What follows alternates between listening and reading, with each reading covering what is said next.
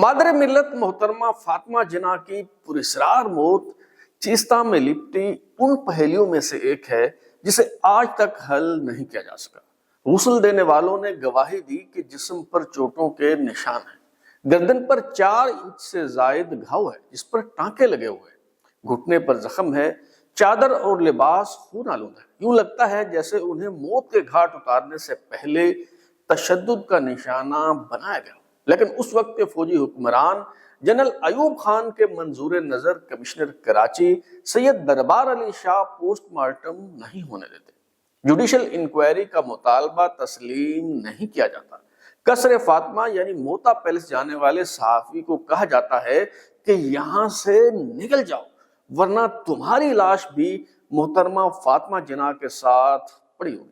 دباؤ بڑھتا ہے تو ایوب خان اپنے وزیر داخلہ قاضی فضل اللہ کی سربراہی میں انکوائری کمیٹی بنا دیتے ہیں، مگر اس انکوائری کی رپورٹ بھی کبھی منظر عام پر نہیں آتی۔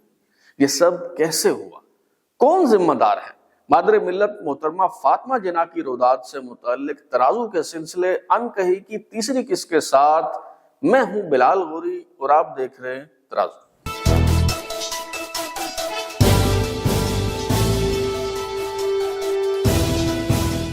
محترمہ فاطمہ جناح کی پراسرار موت سے متعلق یہ چہمگوئیاں تو ان کی وفات کے ساتھ ہی شروع ہو گئی تھیں کہ یہ طبعی موت نہیں بلکہ قتل ہے، لیکن جنرل ایوب خان کے اقتدار سے الگ ہونے کے بعد جو حقائق سامنے آئے انہوں نے سب کو چونکا کر رکھ دیا۔ مادر ملت محترمہ فاطمہ جناح کی تجہیز و تکفین کرنے والی جماعت کے سربراہ 67 سالہ حاجی ہدایت علی عرف کلو اور 3 عمر رسیدہ غسال خواتین نے 1971 میں ان کی موت سے متعلق کچھ ایسے انکشافات کیے جن سے شکوک و شبہات میں مزید اضافہ ہو گیا۔ ہدایت اللہ عرف حاجی کلو وہی شخصیت ہیں جنہوں نے قائد اعظم محمد علی جناح کو غسل دیا تھا۔ انہوں نے اخبارات کو بتایا کہ مجھے محترمہ فاطمہ جناح کے انتقال کی خبر خواجہ شیعہ اثنا عشری جماعت کے ایک شخص نے آ کر دی۔ میں اس کے بعد جماعت کے دفتر گیا جہاں مسلم چانڈیوں نے مجھے تجہیز و تکفین کی تیاری کی ہدایت کی۔ تینوں غسال خواتین فاطمہ سید، فاطمہ قاسم اور فاطمہ بائی بچو اس خوابگاہ میں چلی گئیں جہاں محترمہ فاطمہ جناح کی لاش پڑی ہوئی تھی۔ غسل کے دوران ان خواتین نے دیکھا کہ محترمہ فاطمہ جناح کے جسم پر گہرے زخم ہیں اور جگہ جگہ چوٹوں کے نشان ہیں۔ ہم خاموشی سے اپنا کام کرتے رہے۔ غسالوں نے محترمہ کے جسم پر نشانات اور گہرے زخم دیکھ کر احتجاج کرنا چاہا اور معاملے کی نوعیت معلوم کرنے کے لیے زبان کھولی، لیکن کچھ لوگوں نے کہا کہ اس معاملے میں خاموشی اختیار کی جائے۔ حاجی کلو کا کہنا ہے کہ صبح کسی نے بتایا کہ مجھ سے پہلے کئی لوگ لاش دیکھ چکے ہیں، جن میں ڈاکٹر واجد اور جناب اصفہانی بھی شامل تھے، کچھ بیگمات بھی شامل تھی۔ میں خاموش ہو گیا کہ خدا جانے کیا مسئلہ ہے۔ بعد میں غسالہ فاطمہ سید نے مجھے بتایا کہ جب میں نے غسل کے لیے میت کا جائزہ لیا تو میری روح لرز گئی۔ مادر ملت کی گردن پر 4 انچ سے زائد لمبا زخم تھا جس پر ٹانکے لگے ہوئے تھے، ان کے گھٹنے پر زخم تھا، دایاں رخسار سوجا ہوا تھا اور جسم نیلا ہو کر اکڑ گیا تھا۔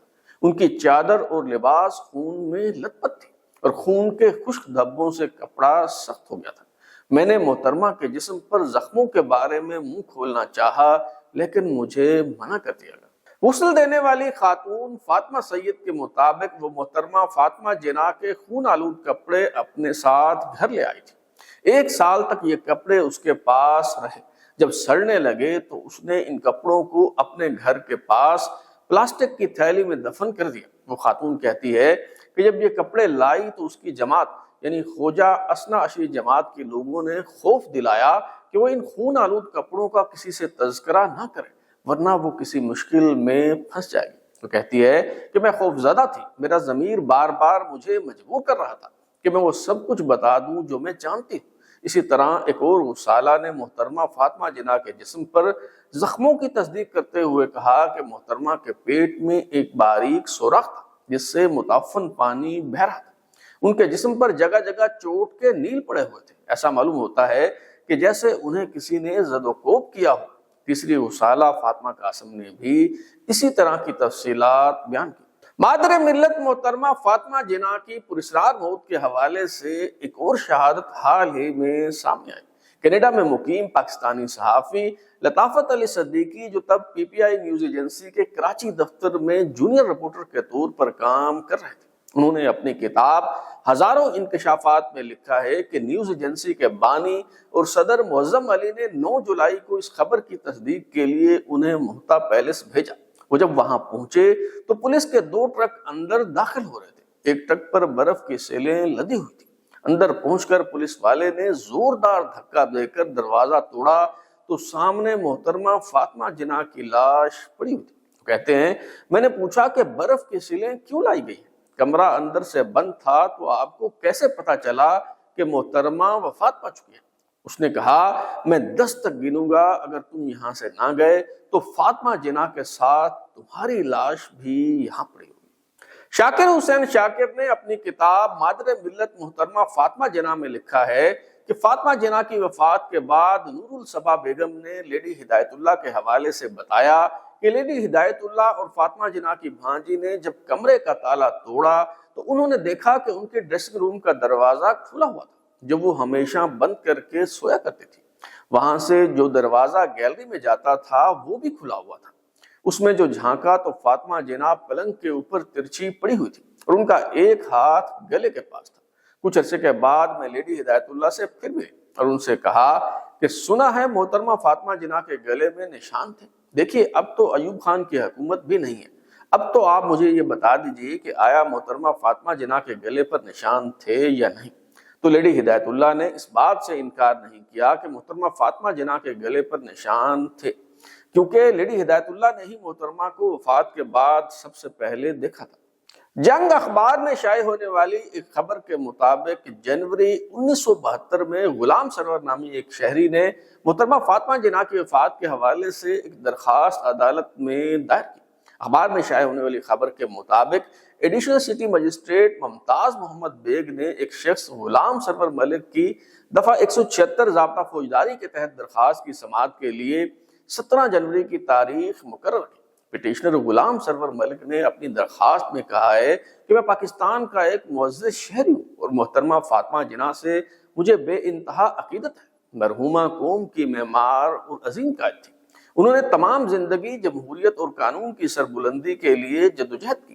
1964 میں جب انہوں نے صدارتی انتخابات میں حصہ لیا تو وہ عوام کی امیدوں کا مرکز بن گئی، اس ٹولے کی راہ میں جو ہر صورت اقتدار سے چمٹا رہنا چاہتا تھا۔ زبردست رکاوٹ تھی تو یہ ٹولہ ہر قیمت پر ان سے نجات حاصل کرنا چاہتا تھا۔ 7 جولائی 1967 کو محترمہ فاطمہ جناح رات کے 11 بجے تک ایک شادی میں شریک تھی اور وہ حشاش بشاش تھی، جبکہ 9 جولائی کو اچانک یہ اعلان کر دیا گیا کہ وہ انتقال کر گئی ہے۔ ان کی تجہیز و تکفین کے وقت عوام کو جنازے کے قریب نہیں جانے دیا گیا اور یہاں تک کہ انہیں سپرد خاک کرنے تک ان کے آخری دیدار کی اجازت بھی نہیں دی گئی تھی۔ اس دوران جو آخری دیدار کرنا چاہتے تھے ان پر لاٹھی چارج کیا گیا اور آنسو گیس پھینکی گئی۔ محترمہ فاطمہ جناح کو غسل دینے والوں نے بیانات جو 6 اگست 1971 کو شائع ہوئے تھے، درخواست گزار نے وہ بھی بطور ثبوت پیش کی، تاہم عدالتی تحقیقات کے لیے دی گئی یہ درخواست کہاں غائب ہو گئی اور یہ معاملہ آگے کیوں نہیں بڑھا، اس حوالے سے تاریخ خاموش ہے۔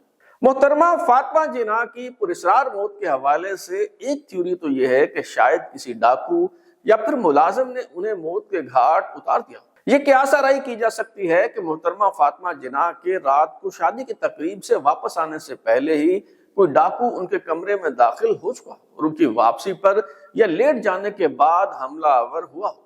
یہ قیمتی زیورات کے حصول کی واردات ہو سکتی ہے، کیونکہ محترمہ فاطمہ جناح کو زیورات کا بہت شوق تھا اور ان کے پاس قیمتی زیورات کی کوئی کمی نہ تھی۔ ایک اور امکان یہ ظاہر کیا جاتا ہے کہ شاید ان کے کسی ذاتی ملازم نے کسی رنجش کا بدلہ لینے کے لیے انہیں مار ڈالا ہو۔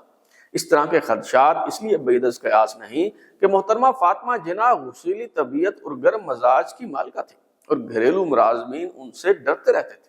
انہیں اگر کسی ملازم کی دیانتداری مشکوک نظر آتی یا کوتاہی محسوس ہوتی تو تحقیقات کروایا کرتی تھی اور الزام ثابت ہو جانے پر ملازم کو نکال دیا کرتی تھی۔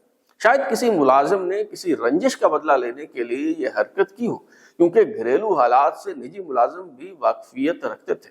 شاکر حسین شاکر نے اپنی کتاب مادر ملت محترمہ فاطمہ جناب میں نور الصبا بیگم کا یہ بیان بھی نقل کیا ہے کہ جب لیڈی ہدایت اللہ واپس قصر فاطمہ پہنچی اور کمرے کے نہ کھلنے پر پریشان تھیں تو ایک نوکر آیا جو فاطمہ جناح نے کچھ دن پہلے نکال دیا تھا، اور اس نے لیڈی ہدایت اللہ سے کہا کہ میرے پاس ایک چابی ہے، شاید یہ تالے کو لگ جائے۔ نوکر نے چابی دی، وہ چابی دروازے میں لگ گئی، جس کے بعد لیڈی ہدایت اللہ نے تالا جوں کا توں دوبارہ بند کر دیا اور چابی اسی نوکر کو دے دی۔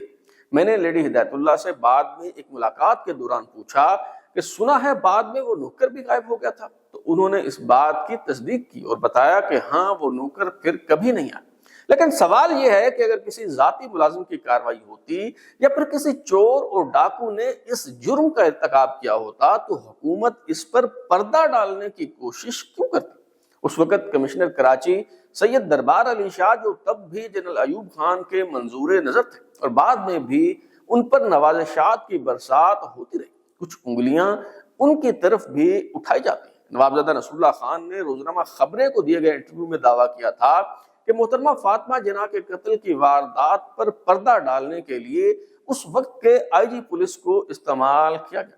شریف الدین پیرزادہ گواہی دے چکے ہیں کہ فاطمہ جناح کے بھانجے اکبر پیر بھائی کی درخواست کے باوجود جنرل ایوب خان نے نہ تو پوسٹ مارٹم ہونے دیا اور نہ ہی جوڈیشل انکوائری کی اجازت دی۔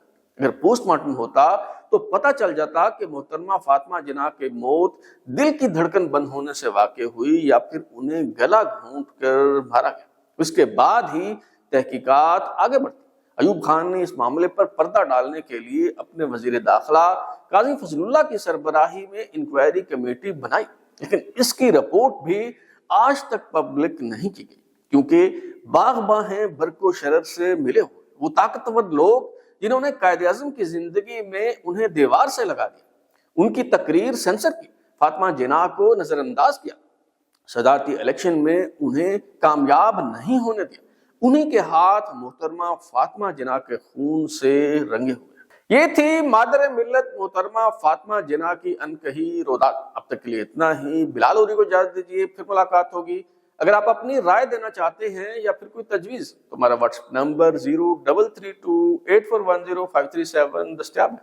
اپنا فیڈ بیک دیں، لائک کریں، سبسکرائب کرنے کے بعد بیل آئکن یعنی گھنٹی دبائیں اور دیکھتے رہیں ہمارا چینل ترازو۔